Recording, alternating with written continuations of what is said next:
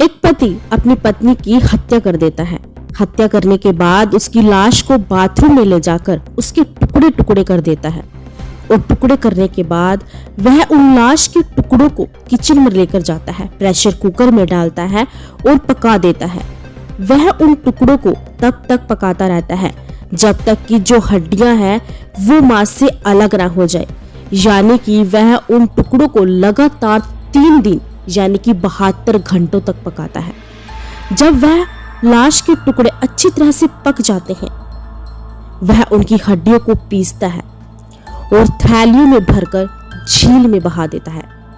दोस्तों, यह सुनने भर से कलेजा कांप जाता है, लेकिन ये खौफनाक वारदात आखिर क्यों की गई? आखिर क्यों एक पति इतना हैवान बन गया? तो चलिए इस पूरे मामले को जानते हैं। नमस्कार, मैं हूं दीप और आप देख रहे हैं गांव की आवाज न्यूज। दोस्तों, आज की जो यह घटना है वह हैदराबाद के रंगारेड्डी जिले के मीरपेट इलाके की है। इस इलाके के एक मकान में 35 साल की वेंकटा माधवी अपने पति गुरुमूर्ति के साथ रह रही थी। गुरुमूर्ति की उम्र 45 साल बताई जा रही है। इन दोनों की शादी आज से तकरीबन 13 साल पहले हुई थी।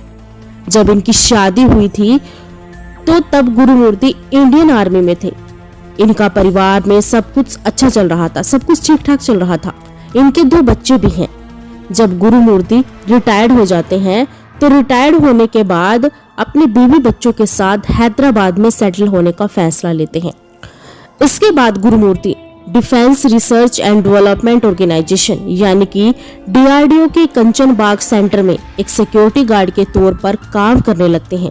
सब कुछ अच्छे से चल रहा था। फिर अचानक 16 जनवरी को माधवी घर से गायब हो जाती है। माधवी के माता पिता, जो हर रोज फोन करके माधवी से बातचीत किया करते थे, वो माधवी को फोन करते हैं, लेकिन माधवी के गायब होते ही उसका फोन भी बंद हो जाता है। वे बार बार उसको फोन कर रहे थे। 16 तारीख से 18 तारीख आ जाती है, लेकिन बार बार कॉल करने पर भी माधवी का फोन लगातार बंद आ रहा था। इसलिए माँ बाप परेशान हो जाते हैं। तब माधवी के माता पिता अपनी बेटी से मिलने उसके घर पर चले जाते हैं तो देखते हैं गुरुमूर्ति तो घर पर अकेला है। तब माता पिता गुरुमूर्ति से पूछते हैं कि माधवी कहाँ है, उससे हमारी बात करवा दो, क्योंकि उसका नंबर लगातार 3-4 दिन से बंद आ रहा था, इसलिए हम घर पर आ गए हैं। तब गुरुमूर्ति बोलता है कि मुझे नहीं पता वो 16 तारीख की दोपहर से कहाँ चली गई है। यह सुनकर माता पिता परेशान हो जाते हैं और सोचते हैं ऐसे अचानक से क्या हुआ, वह कहाँ जा सकती है। जब बार बार माधवी के माँ बाप पति गुरुमूर्ति से पूछते हैं तो कहता है कि मुझे नहीं पता कहाँ चली गई है।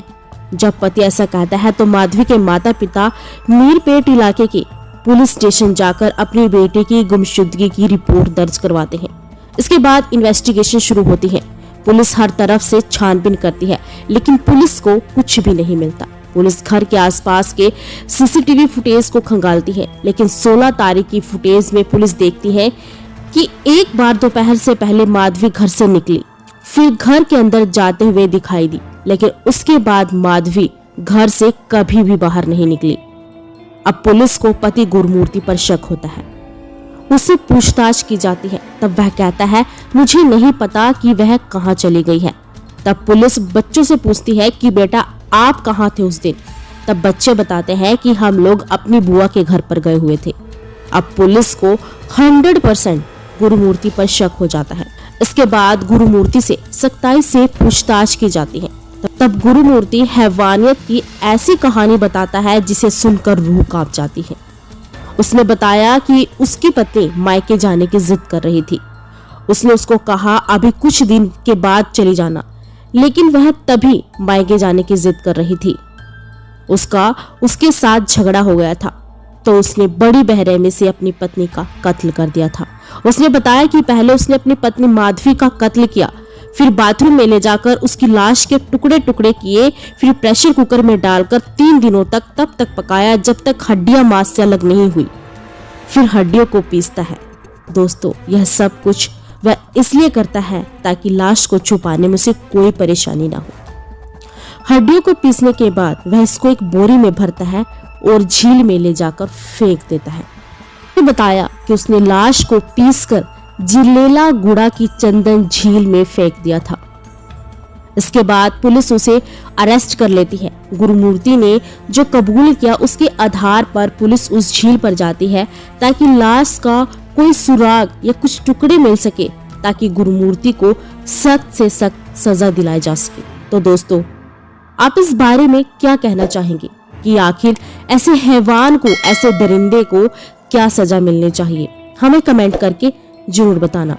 धन्यवाद।